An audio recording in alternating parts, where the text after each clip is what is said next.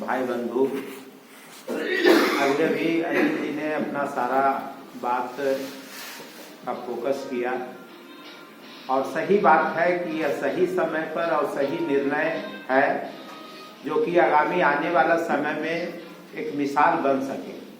तो दो तरह का प्रश्न यहाँ पर आया कि एक 12 फरवरी 1994 की रैली का यादगार के रूप में हम लोगों को करना है और दूसरा जो है शिवाजी का मूर्ति लगाने के संबंध में विचार आया। तो एक तरह से यह प्रस्ताव नहीं है, ये एक तरह का निर्णय हो चुका है और इसको ऐसे ही मान के आगे की कार्रवाई में हम लोगों को जुटना है। लेकिन ये इस सब कार्यक्रम में दिल खोल करके समाज हित में अपनी एकता मजबूती के साथ आगे बढ़ने की जरूरत है। जिन लोगों ने कहा कि माननीय नीतीश कुमार जी ने किसी को बढ़ाया नहीं, तो यह बात हमको समझ में नहीं आती। राजनीति में किसी को कोई बढ़ाता नहीं है। यदि आज कोई आदमी अपने बेटा को बढ़ाता है तो बहुत ज्यादा तो MP MLA बना देता है, लेकिन नेतृत्व डेवलप नहीं कर सकता जब तक कि उसके अंदर काबिलियत नहीं। आप देख रहे हैं यहाँ पर मुलायम सिंह यादव का भी बेटा नेतृत्व कर रहे हैं, यहाँ पर तेजस्वी यादव भी कर रहे हैं। तो निश्चित रूप से ये लोग धारा में बहे हैं और नेतृत्व करने के लिए जगदाहिर भी हो। लेकिन ऐसे कई लोग हैं जिनका बेटा लंबा नेतृत्व नहीं कर सकता, उसमें काबिलियत नहीं आएगा तो कहाँ से? आज तेजस्वी यादव में काबिलियत नहीं रहता तो वो थोड़े आगे बढ़ जाते। उनके अंदर भी एक क्षमता जमी है। तब है कि हमारे समाज की बात और छत्रपति शिवाजी की बात। तो हमारे समाज में ऐसा कोई व्यक्ति अभी तक दिखता भी नहीं है जो कि लंबी काया कर करके और समाज को मुख्यधारा में ला करके राज्य की सक्रियता में अपने आप को ला सके। सब लोग किसी न किसी लोभ के शिकार है। कोई आदमी धनवान बनना चाहता है, तो कोई आदमी MLA MP बन करके पंगु बन जाना चाहता है।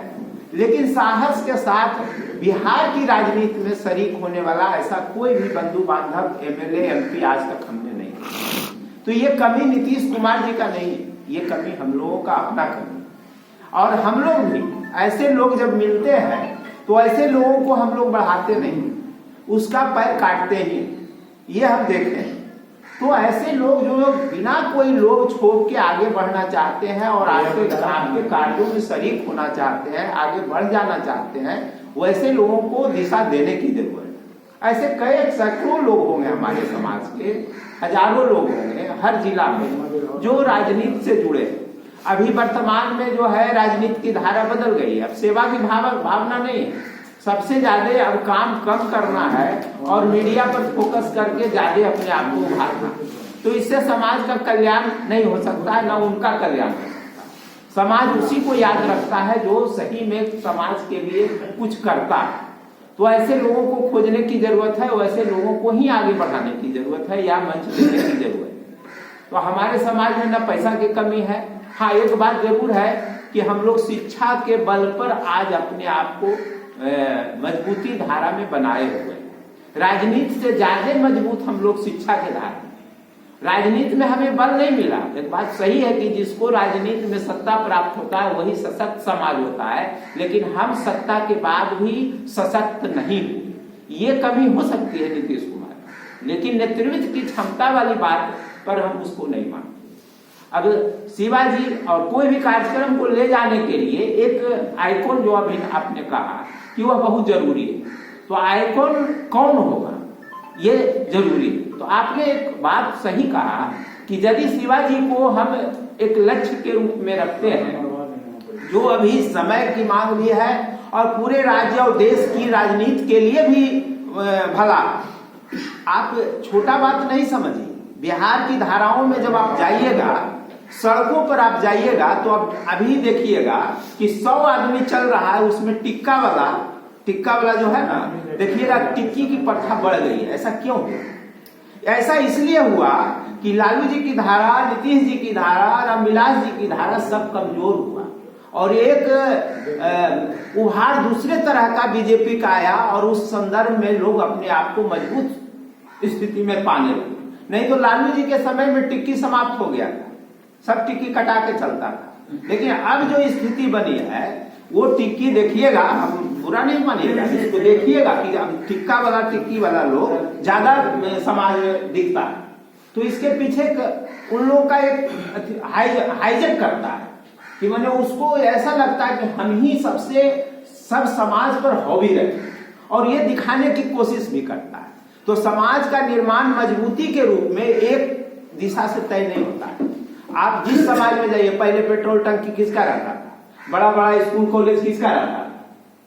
लालू जी तो ऐसे समय में आए जिस समय बहुत संघर्ष का जीवन था, और उसको बदलाव के रूप में आए। इसीलिए लालू जी को लोग पसंद भी आज भी कम काम करने के वजह से उसने जो जगाया उसकी बात ज्यादा होती है। नीतीश कुमार ने जरूर बीच में एक रास्ता निकाल करके विकास की पटरी को आगे बढ़ाया, लेकिन आप देखिए कि विकास की पटरी को आगे बढ़ाने के बाद भी नीतीश कुमार को कितना वोट मिलता है? नहीं मिलता। तो ये बात को समझना होगा कि आपको राजनीति में खड़ा रहना है तो हर एक एंगल से आपको रखना होगा।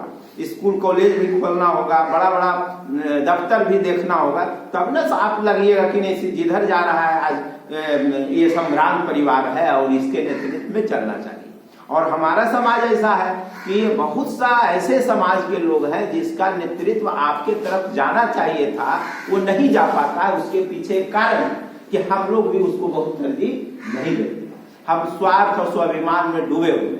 तो इस तरह की कार्यों को आगे बढ़ाने के लिए एक अच्छा विषय है कि शिवाजी का यहाँ पर यदि मूर्ति लगता है तो देश स्तर पर इसकी पहचान बनेगी, और एक राज्य से दूसरे राज्य का जो सांस्कृतिक जुड़ाव है, जो शिवाजी को जानते हैं, वो और अधिक जानने लगेंगे, और वहाँ के लोगों में प्रेम जगेगा कि नहीं भाई, बिहार के लोग जो हमारे समाज के लोग हैं, जो दबे कुचले लोग हैं, सचमुच शिवाजी कोई खास कुर्मी के लिए तो काम नहीं किया।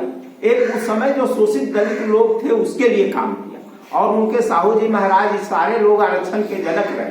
तो वो सब तमाम बदलाव जो है उसने करने का काम किया, और उसके हकदार हैं, उनकी मूर्ति बननी चाहिए, उसके वो हकदार हैं। लोगों ने उनको पीछे करके रखा। आज सरदार पटेल को किसने पीछे किया? किसी ने पीछे करने की साहस यदि किया भी तो नहीं कर पाए। आज जहां जहां जाइए सरदार पटेल का नाम पर मोहल्ला है, सरदार पटेल का हर प्रखंड में आपको मूर्ति मिल जाएगा।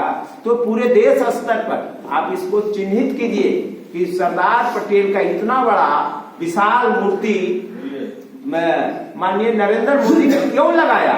इसके पीछे भी उसने अपना एक राजनीतिक साधा, और आज वही आदमी साध करके और उतना बड़ा सरदार पटेल का कॉम्प्लेक्स जो है क्रिकेट वाला अपने नाम कर दिया। तो दोनों बात उसने किया, सम्मान भी दिया और अपमान भी किया। यह बात हमने एक लेख के रूप में एक मैगजीन में भी दिया कि एक व्यक्ति का सम्मान भी और अपमान भी, तो उसमें सरदार पटेल का ही है। तो राजनीतिक फायदा के लिए उन्होंने बहुत बड़ी मूर्ति लगाई, और वो अपने जीवित होने के लिए पूरे देश दुनिया में वो सरदार पटेल का कॉम्प्लेक्स क्रिकेट का जो है उसका अपने आप में नाम कर लिया। उसके बाद उसी समय आप टूर्नामेंट हुआ था विश्व स्तर का, तो समझिए कि वो उसने भी अपने आप को एक बड़ा लकीर खींचने का काम इस तरह से किया। तो आज आप अगर बड़ा लकीर खींचना चाहते हैं, सचमुच में नई पीढ़ी को आगे लाना चाहते हैं, और अभी जो एक धारा का जो समाप्त होने वाला है, यह कहने में कोई गुरेज नहीं कि नीतीश कुमार ने जो भी पाया वो अपने होशियारी और बुद्धिमानी। हाँ, हमारा समाज में एक सशक्त जागा हुआ समाज का निर्णय लेकर के आगे उनको साथ दिया। यह अच्छी बात रही कि समाज को मुख्यधारा में जोड़ करके और उनको बनाए रखा। लेकिन अब जो स्थिति आ रही है उस स्थिति को एकजुटता के रूप में परिणत आगे भी रखा जाए, इसके लिए एक बहुत बड़ी पहल की जरूरत है। और यह पहल जो शुरू हुआ है निश्चित रूप से रंग दिखाएगा, बशर्ते कि सारे लोगों का मन और मस्तिष्क एक होने का निर्णय हो। और जब तक कार्यक्रम का अभियान नहीं जारी रखा जाएगा तब तक हम उस मुकाम तक नहीं पहुंच पाएंगे और हमारा भी सम्मान नहीं बन पाएगा। तो हम आज एक ताकत के रूप में इसको दिखाने की जरूरत है, ताकि नीतीश कुमार जी को भी लगे कि यह इन लोगों का निर्णय जो है वो हमारे हित के लिए भी है या नहीं, ये भी सोचने के मजबूर होंगे। जब इनको पता चलेगा कि नहीं ये हमको राजनीतिक फायदा के लिए भी आगे यह काम करेगा, तो निश्चित रूप से उनको घोषणा करना पड़ेगा। और जो अभी राजनीतिक संदर्भ पूरे देश में चल रहा है उसमें वह लगातार सफल हो रहे हैं, ये भी हम देख रहे हैं। तो इसमें भी एक यह कार्यक्रम जो है आगे उनको सफलता की ओर ले जाएगा। और जब कोई आदमी बहुत ऊंचा शिखर पर पहुंच जाए, तो हम लोगों को भी कर्तव्य बनता है कि ऐसे लोगों को अब हम लोग पीछे नहीं ढकते, अपने आप को बढ़ाएं जरूर, लेकिन उतना दूर तक पहुंचने वाले को और ठेल देने की जरूरत होती है। समाज का एक इतिहास बनता है और उसी इतिहास के नाम पर आज हम शिवाजी को, सरदार पटेल को पूज रहे हैं। तो ऐसा भी व्यक्ति बहुत संघर्ष करके आगे बढ़ता है, उसमें छोटी छोटी बातों को भुला करके और एक नया निर्णय लेकर के, हाँ इसके साथ ही हम लोगों को नई पीढ़ी के लिए क्या करना चाहिए, इसके साथ शिवाजी के जो मूर्ति के साथ साथ इस संदर्भ में भी कुछ बातें होती चलनी चाहिए। और जो लगे कि नहीं राजनीतिक रूप से ऐसे कार्यकर्ताओं का टीम है जिसको चिन्हित करके एक राजनीतिक संदर्भ में वैसे लोगों का कन्वेंशन भी करने की जरूरत है। और उस कन्वेंशन से तय होगा, यह बात सही है कि कौन कितना आगे जाएगा यह कोई बता के नहीं चलता है। जिसमें क्षमता होगा, जिसको पब्लिक मानेगा, समाज मानेगा, वही आगे बढ़ेगा, यह बात सही है। लेकिन यह भी मैं कहना चाहता हूं कि अब वह युग समाप्त हुआ है कि कोई आदमी अगर हथियार के बल पर आगे बढ़ जाएगा, ऐसा मैंने अभी तक इतिहास में नहीं देखा कि कोई एमएलए एमपी से आगे बढ़ा। नेता वही हुआ है जो विचार बांध रहा हो, नेता वही हुआ है जो ज्ञानवान रहा है और राष्ट्रीय स्तर अपनी छाप छोड़ा है। वही नेता बनने का क्षमता भी उसी में होता है और मादा भी उसी में होता है। इसलिए समाज को जगाने के लिए आप लोग निकले हैं, यह अच्छी बात है। और जिस तरह का अभियान चल रहा है, लगातार सतत प्रयास से आगे बढ़ना चाहिए और लोगों को हाथों हाथ लेकर के इस कार्यक्रम को आगे बढ़ाने की जरूरत है, क्योंकि एक व्यक्ति सब जगह कार्यक्रम नहीं कर सकता है। तो इसी बात के साथ हम आप लोगों को इस चूड़ा दही के राजीव रंजन जी के आयोजित भोज में शामिल होकर के आप लोगों ने यहाँ उपस्थित हुए और अपने अपने विचार रखे, तो हम भी आपके विचार के साथ हैं। और इसी के साथ जय हिंद, जय भारत, जय शिवाजी, जय पटेल।